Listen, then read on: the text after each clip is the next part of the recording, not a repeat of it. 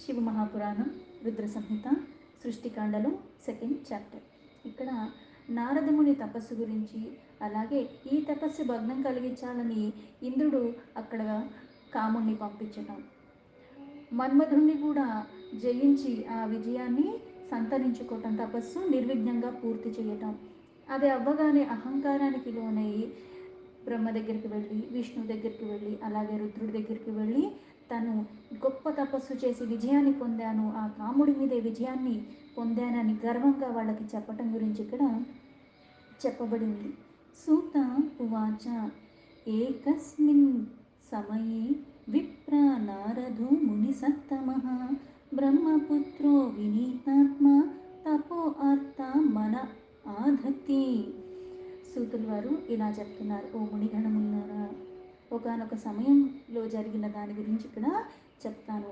బ్రహ్మ యొక్క పుత్రుడైన నారదుడు ఆ మునుల్లో శిరోమణి ఆయన చాలా మనోనిగ్రహంతో తపస్సు చేసుకోవాలని నిర్ణయించుకున్నాడు.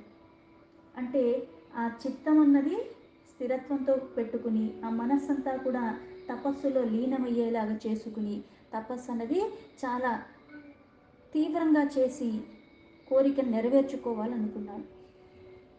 హిమశైల గుహ కాచిధీక పరమశోభన యత్సమీపే సురనది సదా వహతి వేగతః.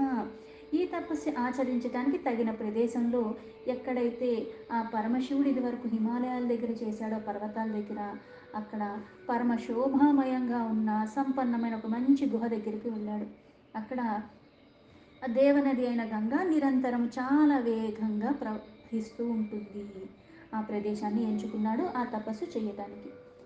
తత్రాశ్రమో మహాదివ్యో నానా శోభా సమన్వితః తపోర్తా సాయయౌ తత్ర నారదో దివ్య దర్శనః. అనేక విధమైన, అక్కడ చక్కగా ఏదో అలంకారం చేస్తే ఎలా అయితే ఎక్కడ ఏది పెట్టాలో అంత చక్కగా పెడితే ఎంత అందంగా ఉంటుంది ఆ ప్రదేశంలో. అది చాలా దివ్యమైన ఆశ్రమం, ఎన్నో రకాల శోభలతో సుశోభమయంగా ఉన్నది, పైగా దివ్యంగా ఉన్నది. ఆ నారదు తపస్సు చేసుకోండి ఆ ప్రదేశాన్ని ఎంచుకొని ఆ ప్రదేశానికి వెళ్ళిపోయాడు. తాం దృష్ట్వా మునిశార్దూలస్తేపి సా శుచిరం తపః బద్ధ్వాసనం దృఢం మౌని ప్రాణనాయమ్య శుద్ధదిః. ఆ గుహ దగ్గర ఆ నారదుడు ఇక్కడ చాలా అందంగా, చాలా దీర్ఘకాలం వరకు ఆ తపస్సుకి పూనుకున్నాడు. అంతఃకరణ ఉన్నది చాలా శుద్ధంగా పెట్టుకుని, చాలా ఏకాగ్రత చిత్తతో త్రికరణగా మనసా వాచా కర్మణ కూడా దృఢంగా, అంటే చంచలత్వానికి లోబడకుండా మంచిగా స్థిరమైన ఆసనంలో కూర్చున్నాడు. ఆ ప్రదేశం ఎలాగో శోభాయమానంగా ఉంది, స్థిర చిత్తంతో ఉన్నాడు, సంకల్పానికి తగ్గట్టుగా అంత దృఢంగా. మళ్ళీ ఇంద్రియాల నిగ్రహణతో చాలా చక్కగా, మనోనిగ్రహము ఇంద్రియాల నిగ్రహంగా, మళ్ళీ ప్రాణాయామ అంటే ఆ శ్వాసని కూడా లయబద్ధకంగా చేస్తూ ఆ సమాధి స్థితిలో ఉండి ఆ తపస్సుని చాలా దీర్ఘకాలం చేశాడు నారదుడు. చక్రే ముని సమాధి తమహం బ్రహేతి యత్రః విజ్ఞానం భవతి బ్రహ్మ సాక్షాత్కారకరం ద్విజాః. ఇలా ఇంత దీర్ఘకాలం ఆ గుహ సమీపంలో అంతలాగా అన్ని నియంత్రణగా సమాధి స్థితిలో ఉండి చేస్తుంటే బ్రాహ్మణులారా, అప్పుడు నారద మునీంద్ర యొక్క స్థితి ఎలా ఉంది అంటే అహం బ్రహ్మాస్మి అన్న స్థితికి వెళ్ళిపోయాడంటే భేదం లేకుండా. ఎలా అయితే శుద్ధత్వం వచ్చింది, వికారాలు తొలగిపోయినాయి, ఇంద్రియాల నిగ్రహం అన్నీ కూడా సమన్వయమైన స్థితి, అంతలాగా చేసిన కారణంగా సాక్షాత్తు తానే బ్రహ్మగా అయినట్టుగా ఆ స్థితికి చేరుకున్నాడు. అంత విజ్ఞానంలో అనుభవంలోకి తెచ్చుకున్నాడు. ఇతతం తపతి తస్మిన్ వే నారదే ముని సత్తమే చకంపేత సునాసీరో మనస్సంతాప విహ్వలః మనసీతి విచింత్యాసౌ మునిర్మే రాజ్యమిచ్చతి తద్విజ్ఞ కరణార్థా హి హరియత్నామి ఏషసః. నారద ముని ఎప్పుడైతే ఇంతలాగా అంత జితేంద్రుడై అంత దీర్ఘకాలం అంతలాగా నియమాలతో చక్కగా తపస్సు చేసుకుంటూ ఉంటే, దేవతలకి రాజైన ఇంద్రుడికి మళ్ళీ ఆ మానసిక బాధ అన్నది వచ్చింది. ఎందుకంటే ఇంత దీర్ఘకాలం తపస్సు చేస్తున్నాడంటే మళ్ళీ ఏ కోరిక కోరుతాడో మళ్ళీ ఏమవుతుందో, అందుకని ఈ తపస్సుకి విఘ్నం కలిగిస్తే ఆ తపస్సు అన్నది అంతలాగా తీవ్రంగా ఇంకా అవ్వదు అని అనుకున్నాడు. అనుకుని మళ్ళీ ఏమో కోరరాంది కోరిక నా రాజ్యాన్ని అడుగుతాడో, నాకున్న సంపద తీసేసుకుంటాడో అని అనుమానం వచ్చింది. అందుకని నారదుడు ఏం చేశాడంటే దాన్ని భగ్నం చెయ్యాలి, ఆ తపస్సుకి ఎట్లా అన్నా సరే విఘ్నం కలిగించాలి అని దానికి ప్రయత్నపూర్వకంగా ఆ విఘ్నం కలిగించాలంటే ఏం చెయ్యాలన్న ఆలోచనలో పడ్డాడు. సస్మారసా స్మరణం శంకరశ్చేతసా దేవనాయకః ఆజగామాధృతం కామః సమాధిర్మహిషీయూతః. ఇలా ఏం చెయ్యాలన్న ఆలోచనలో ఉన్న ఇంద్రుడు వెంటనే కామదేవుణ్ణి స్మరించాడు. దేవతలొక్క అధిపతి అయిన ఇంద్రుడు స్మరించినంత మాత్రానే, స్మరణ మాత్రం చేత, అందుకే స్మార్త అని కూడా అంటారు. ఆ కామదేవుడు అక్కడికి వచ్చాడు. ఈ కామదేవుడు చాలా బుద్ధిమంతుడు. ఆయన రావటం పైగా ఎలా వచ్చాడు అంటే ఆయన భార్య అయిన రతీదేవితో సమేతంగా అక్కడికి వచ్చాడు. అతాగతం స్మరణం దృష్ట్వా సంబోధ్య సురరాట ప్రభు ఉవాచాతం ప్రపశ్యాశు స్వాతి కుటిల షేముషి.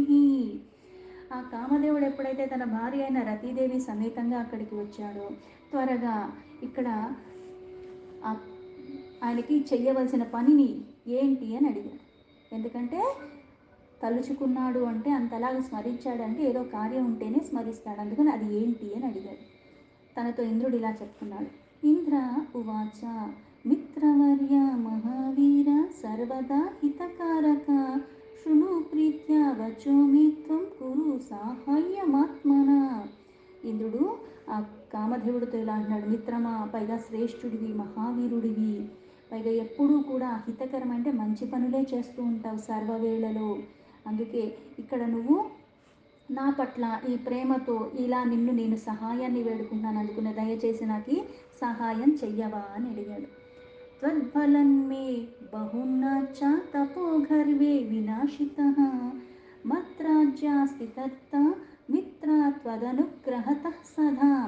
ఓ స్నేహితుడా, నీ బలంతో చాలామంది తపస్సులు ఇప్పుడు దాకా వాళ్ళ గర్వానికి లోనైపోయి అవన్నీ ఉంటే అవన్నీ కూడా నష్టం కలిగించేలాగా చేసావు నీ బలం వల్ల. అలాగే ఇప్పుడు నీ సహాయం వల్ల, నీ కృప ద్వారా నా రాజ్యానికి ఎటువంటి నష్టం కలగకుండా నా రాజ్యం నా చేతిలోనే స్థిరంగా ఉండేలాగా నాకు ఈ సహాయాన్ని చెయ్యి అన్నాడు. హిమశైల గుహాయాం హి మునిస్తత పతినారదః మనోసో దిశ్యా విశ్వేశ్వం మహాసంయమ వాత్రుడః.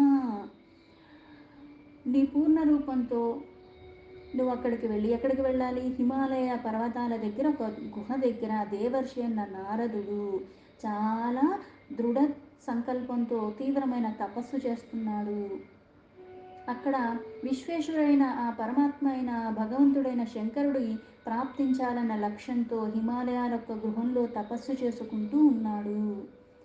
యాచేన్న విదిత రాజ్యం సామమేతి విశంకితః అద్యేవ గచ్చా తత్రత్వం తత్తపో విఘ్నమాచరః. ఆ ప్రదేశంలో వెళ్ళి అంత తీవ్రంగా తపస్సు చేసుకుంటున్నాడు కాబట్టి ఆ తపస్సుకి నువ్వు విఘ్నం కలిగించాలి. అంటే నా అనుమానం ఏంటి అంటే అక్కడ మళ్ళీ బ్రహ్మని అడగరాని కోరిక, ఈ తపస్సుతో వాళ్ళు ప్రసన్నులయ్యారు అంటే మళ్ళీ ఇక్కడ ఏ కోరిక కోరుకుంటాడో, నా రాజ్యాన్ని అడుగుతాడేమో నాకు అనుమానంగా ఉంది. అందుకు నువ్వు తొందరగా అక్కడికి వెళ్ళి ఆ తపస్సు అన్నది ఏదో రకంగా విజ్ఞాన్ని కలిగించి అక్కడ దాన్ని ఆపేసేలాగా చెయ్యాలి, దాన్ని మళ్ళీ కొనసాగించకూడదు. ఇత్యాజ్ఞప్తో మహేంద్రేణ సకామః సుమధిప్రియః జగామ తత్స్థలం గర్వాదుపాయం స్వాచకారః. ఎప్పుడైతే ఇలా చెప్పాడో ఇంద్రుడు చెప్పిన దానికి తగినట్టుగా ఆ ఆజ్ఞను శిరసా వహించి కామదేవుడు వెంటనే తన భార్య అయిన రతీదేవితో కాకుండా మళ్ళీ తన స్నేహితుడైన వసంతుడితో కూడా కలిసి వెళ్ళాడు. ఇప్పుడు చాలా గర్వంగా, అంటే నేను చెయ్యలేనిదే పైగా నా సహాయం అడిగాడంటే ఇది నాకు చాలా తేలిక అనుకున్నాడు. నేను ఎవరి మీదేమన్నా అవలీలగా నాయి మోహాన్ని వాళ్ళ మీద వ్యాపింపచేసేలాగా చేస్తాను, విజ్ఞానం కలగచేయటం అన్నది నాకు సర్వసాధారణము. ఈ భావనతో అక్కడికి వెళ్ళాడు. ఆ ఆజ్ఞని పాటించి వసంతుణ్ణి కూడా తీసుకుని గర్వంతో ఆ స్థలానికి వెళ్ళిపోయాడు. ఎందుకంటే ఇది నాకు చాలా తేలిక అనుకున్నాడు, విఘ్నం కలిగించటమే కదా, ఇది నాకు చాలా సాధారణమైనది. रचयामास तत्राशु स्वकालः सकला अपि वसन्तोऽपि स्वप्रभाవం చకార వివిధం మదాత్. అంత త్వరగా అక్కడ మన్మధుడు వెళ్ళాడు, ఆ వసంతుడు వెళ్ళాడు, రతీదేవి, వీళ్ళు ముగ్గురు వెళ్ళి త్వరగా అక్కడ చక్కగా ఏం చేశారు, ఒక రచన వ్యూహంలాగా. ఎందుకంటే మనకి విఘ్నం కలిగించాలి అంటే చుట్టూ ఉన్న వాతావరణం మారిపోవాలి. వసంతుడు ఏం చేస్తాడు అంటే అక్కడ మదమత్తులో ఉండి అక్కడ ప్రభావాన్ని అంతా ప్రకటింపజేశాడు. అంటే కాలం కాని కాలంలో సువాసన భరితమైన వాసనలు, అలాగే గాలి చల్లగా వీచటం, చుట్టూ ఉన్నవన్నీ కూడా ఎలా అయితే మన ఇంద్రియాలు ఉన్నాయి, జ్ఞానేంద్రియాలు, అటు వాసన, ఇటు శబ్దము, అలాగే అటు స్పర్శ, ఇవన్నిటికీ కూడా మనకి చంచలత్వం వచ్చేలాగా అలాగన్నీ అక్కడ ప్రభావాన్ని తగ్గట్టుగా అవన్నీ మార్చేస్తున్నారు. నా బభూవ మునిశ్చేతో వికృతం ముని సత్తమాహ భ్రష్టో బభూవ తద్గర్వో మహేశానుగ్రహీణ. అక్కడ ఎప్పుడైతే వసంతుడు చక్కగా అవన్నీ ప్రయోగించాడు, మధోన్మత్త అంటే ఇంకా మత్తులో వెళ్ళేలాగా, మోహానికి లోబడేలాగా, వినసొంపైన సంగీతం ఎప్పుడైతే వినిపిస్తూ ఉంటుందో దాని మీద ఆకర్షుడు అయిపోతూ ఉంటాం మనకు తెలియకుండానే. మనం చేసేది కూడా కొంచెం మళ్ళీ విస్మరిస్తూ ఉంటాం. ఇప్పుడు సాధారణ లౌకికంగా ఉదాహరణ తీసుకోవాలంటే పూజ చేయడానికి కూర్చుంటాం, మనం ఏదో శుక్లాంబరధనం అని చదువుకుంటున్నాం, వెంటనే పక్కన ఇంట్లోంచో లేకపోతే మన ఇంట్లోనో పిల్లలో మనం చేసేదానికి వాళ్ళు చేసేదానికి సంబంధం ఉండదు. పోనీ మనం చేసుకుంటున్నాం కదా అని వాళ్ళు ఏమైనా ఆగుతారా? నీ పని ఇది నా పని నాది అన్నట్టుగానే ఉంటారు. వాళ్ళు ఏదో పాటలు పెట్టుకుని ఇంకోటి ఏదో చేస్తున్నప్పుడు ఏమో, ఇది పైగా మళ్ళీ చాలా పెద్ద వాల్యూమ్లో పెట్టుకున్నప్పుడు ఏమవుతుంది, ఈ శ్రద్ధ కారణంగా నేను అక్కడ శుక్లం భరతం చదువుతున్నప్పుడు కూడా మధ్యలో వచ్చేసరికి నా ధ్యాస శ్లోకం మీద తప్పుతుంది, నాకు నిగ్రహణ ఉండదు. అలా నేను ఇంకా గట్టిగా చదువుతూ ఉన్నా సరే మళ్ళీ ఏమవుతుంది, కాస్త స్థిరత్వాన్ని నేను కోల్పోతూ ఉంటాను సాధారణంగా. ఇలా ఎప్పుడైతే ఇంత తీవ్రంగా నిగ్రహంతో ఆ మనస్సుని అన్నిటినీ తన ఆధీనంలో పెట్టుకుని తపస్సు చేస్తున్నాడో, ఈ మన్మధుడు, ఆ వసంతుడు, ఆ రతీదేవి కలిసి అక్కడ ఆయనకి విఘ్నం కల్పించాలని నిర్విరామంగా ప్రయత్నాలు కొనసాగిస్తూనే ఉన్నారు. ఆ మనస్సు అనేది కాస్త చంచలత్వానికి లోబడేలాగా ఆ ప్రయత్నం అన్నది విరామం లేకుండా వాళ్ళు అన్ని రకాలుగా అక్కడ చూపిస్తూ ఉన్నారు. ప్రయత్నాలన్నీ కొనసాగుతూనే ఉన్నాయి. వికారాలన్నీ ఆ నారదుడికి కలిగేలాగా సువాసనల ద్వారా, శబ్దాల ద్వారా, ఇటువన్నీ కూడా. అయితే ఆ పరమాత్మ యొక్క అనుగ్రహం ద్వారా వీళ్ళు ఎన్ని చేసినా సరే ఆ ప్రభావం నారదుడి మీద పడలేదు. శృణుతాధరస్తత్ర కారణం శౌనకాదయః ఈశ్వరానుగ్రహేణాత్ర నా ప్రభావః స్మరయస్యహి. ఇక్కడ మళ్ళీ ఆ మహాదేవుడి యొక్క ప్రభావంగా ఎందుకు అంటే, ఇక్కడ ఇంతకు ముందు ఆ మహాదేవుడు కృప వల్ల ఆయన చెప్పటం ఎందుకు అంటే, ఆయన ఎక్కడైతే తపస్సు చేశాడో అదే ప్రదేశంలో ఈయన చేస్తున్నాడు. అందుకని ఆ మన్మధుడు యొక్క ప్రభావం తన మీద చూపించట్లేదు. ఇప్పుడు మన జీవితంలో జరిగేవన్నీ కూడా నేను ఇది చేశాను కాబట్టి నాకు ఇది లభించేసింది అని నువ్వు అనుకుంటావు. ఇది నీకు చెయ్యటానికి కావాల్సిన ప్రేరణ ఇవ్వటం, దానికి కావాల్సినవి అన్నీ కూడా అనుకూలంగా చేసేలాగా, అన్నీ సహకరించేలాగా అయ్యింది కాబట్టి అక్కడ ఆ సఫలత అన్నది మనకి ఒక క్రియ రూపంలో నీకు మళ్ళీ దాని పరిణామం చెందుతూ అక్కడ మంచిగా మనకి కనిపిస్తున్నది. అంత మాత్రం చేత కర్త క్రియాకర్మ అన్నీ నేనే అని గర్వానికి లోబడకూడదు. కానీ ఇక్కడ అంతలాగా తపస్సు చేస్తున్నా, ఇక్కడ ఎంతలాగా సరే వీళ్ళందరూ అక్కడ ఎన్ని రకాలుగా అన్నీ చేస్తున్నప్పటికీ కూడా చర్యలు అవేవి నారదుడి మీద పడలేదు. దాని ప్రభావం అది కూడా ఎందుకు, ఆ మహాదేవుడు యొక్క కృప వల్ల. అక్కడ మన్మధుడిది ఏమీ పని చెయ్యదు. అత్రేవ శంభునాకారి సూతపశ్చ స్మరారిణ అత్రేవ ధత్తేస్తేనాశు కామో మునితపోపహ. ఎందుకంటే ఇంతకు పూర్వం అక్కడ ఎప్పుడైతే ఆ పరమేశ్వరుడు తపస్సు చేశాడో, ఆ తపస్సుకి భగ్నం కలిగేలాగా మన్మధుడు ఎప్పుడైతే తన బాణాన్ని ప్రయోగించాడో, ఆయన చూపు పడేసరికి అక్కడ మన్మధుడు భస్మమైపోయాడు. అందుకే ఆ ప్రదేశంలో మన్మధుడిది ఏమీ జరగదు. ఎన్ని రకాలుగా చేసినా సరే ఆ ప్రభావం ఏమీ ఉండదు. చేశానని తను అనుకోరు కానీ దాని ప్రభావం అక్కడ ఉన్నవాడి మీద పడదు.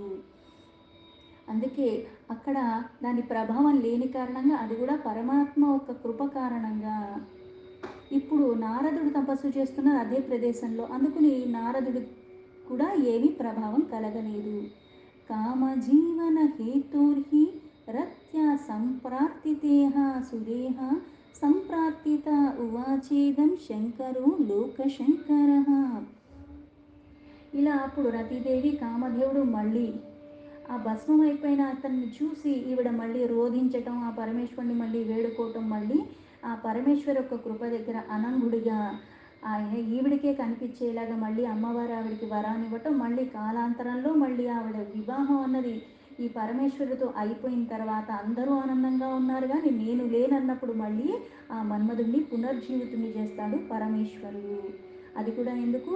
సకల లోకాల యొక్క హితార్థమై. ఆ దేవతలు యాచించగా రతీదేవి యొక్క బాధను తొలగిస్తూ ఆ ప్రార్థన మన్నించి ఆ పరమాత్మ అప్పుడు అనుగ్రహిస్తాడు. కచ్చిత్ సమయమాసాద్య జీవిష్యతి సురాః స్మరః పరంత్వీహ స్మరోపాయశ్చలిష్యతి న కశ్చన. పైగా దేవతల యొక్క కార్యాన్ని చేయటానికి వెళ్ళాడు, కానీ స్వలాభం కోసం వెళ్ళలేదు. వీళ్ళ పని కోసమే వెళ్ళిన ఆయనకు అలా అవ్వటం, ఆయన భార్య ఇంతలా రోధిస్తూ ఉంటే పాపం దేవతలందరికీ కూడా బాధే కలిగింది. అందుకే వీళ్ళందరూ కలిసి మళ్ళీ ఆ పరమేశ్వరుని వేడుకున్నాడు. అందుకని మళ్ళీ కామదేవుణ్ణి పునర్జీవితుని చేశాడు మహేశ్వరుడు. అయితే పునర్జీవితుని అయితే చేశాడు, కానీ ఇక్కడ ఇదే ప్రదేశంలో అలా అవ్వటం ద్వారా మళ్ళీ ఇదే ప్రదేశంలో వచ్చి అలా చేస్తున్న ద్వారా ఆ ప్రభావం ఇక్కడ నారదుడి మీద పడట్లేదు. ఇహ యావద్దృశ్యతే భుర్జన్యేహ స్థితవామరాః సదా కామభాన ప్రభావోత్ర నాచలిష్యత్య సంశయం. అందుకే ఇక్కడ దేవతలారా, కొంత సమయం గడిచిన తర్వాత కామదేవుడు మళ్ళీ పునర్జీవితం అవుతాడు. కాకపోతే ఒక ఉపాయం లేని ఇక్కడ ఫలించవు. అందుకే అమరులారా, ఇక్కడ నిలబడి ఎంత దూరమైతే నా మనోనేత్రం చూడగలదో అంత వరకు ఆ మన్మధుడు బాణాలు కానీ మన్మధుడు ఎన్ని రకాలుగా చేసినా సరే తన ప్రభావం మాత్రం ఈ ప్రదేశంలో ఉండదు అని కూడా అక్కడ ఇంకా ఏమీ అనుమానం లేదు. ఆ మన్మధుడు యొక్క ప్రభావం మాత్రం ఈ ప్రదేశంలో ఉండనే ఉండదు అని చెప్పాడు. ఇది శంభూక్తితః కామో మిథ్యాత్మఘాతికస్తథా నారదే స జగమాశు ధివమింద్ర సమీపతః. ఆ పరమాత్మ యొక్క శంకరుడు యొక్క ఆజ్ఞ మేరకు అది అనుసరించి ఆ సమయం నుంచి ఎప్పటికీ కూడా కామదేవుడు యొక్క ప్రభావం ఆ ప్రదేశంలో పడదు. కానీ ఇక్కడ ఆ నారదుడు కామదేవుడు అన్ని చేస్తున్నా సరే దాన్ని ఈయన జయించాడని అనుకుని ఆ మాయలో ఉండిపోయాడు. నేనే అంత చాలా కఠోరమైన తపస్సు చేస్తున్నాను కాబట్టి ఇది నాకే సాధ్యమైపోయింది అనుకున్నాడు. నేను మన్మధుడిని కూడా జయించేశాను అంటే నాకు నిజంగా ఎంతో బలం వచ్చేసింది, ఎంతో దృఢత్వం వచ్చేసింది అని అనుకున్నాడు. కానీ ఇక్కడ మన్మధుడు బాణాలు ఎటువంటివి ఆయన మీద ఎటువంటి ప్రభావం చూపించట్లేదు. అలా ఇక్కడేమో మోహానికి లోబడిపోయాడు. ఎందుకంటే నారదుడు కూడా నేను అన్నిటినీ జయించేశాను అని అనుకున్నాడు. కానీ ఇక్కడ ఎన్ని రకాలుగా ప్రయత్నం చేసినా ఏమీ అవ్వకపోయేసరికి ఏ మార్గంలో అయితే వచ్చాడో తన భార్యతో మళ్ళీ వసంతుడితో కలిసి మళ్ళీ త్వరగా స్వర్గలోకంలో ఇంద్రుడి దగ్గరికి వెళ్ళిపోయాడు మన్మధుడు. అచాక్యేయో సర్వవృత్తాంతం ప్రభావంచ మునేః స్మరః తదజ్ఞయా యయోస్థానం స్వకీయం సముదు ప్రియః. కామదేవుడు వెళ్ళి ఆ వృత్తాంతానంతా కూడా అక్కడ ఏది చేసినా సరే దాని ప్రభావం నారదుడి మీద ఏమీ కలగట్లేదు అని, అందుకే మళ్ళీ తిరిగి వచ్చేసాను వసంతుడితో అని, మా స్థానాలకి మేము వచ్చామని చెప్పి మళ్ళీ ఇంద్రుడు యొక్క ఆజ్ఞ తీసుకుని మళ్ళీ వాళ్ళ స్థానాలకి వాళ్ళు తిరిగి వెళ్ళిపోయారు. విస్మితో అభూత సురాధీశః ప్రశంసా సాత నారదం తద్వృత్తాంత తానభిజ్ఞో హి మోహితః శివమాయయా. దేవరాజు అయిన ఇంద్రుడు చాలా ఆశ్చర్యానికి లోనయ్యాడంటే నారదుడు అంతలాగా ఎలా చేసుకున్నాడు అని, ఎంతో గొప్పవాడైపోయాడు. లేకపోతే ఇది సాధ్యం కాదు కదా.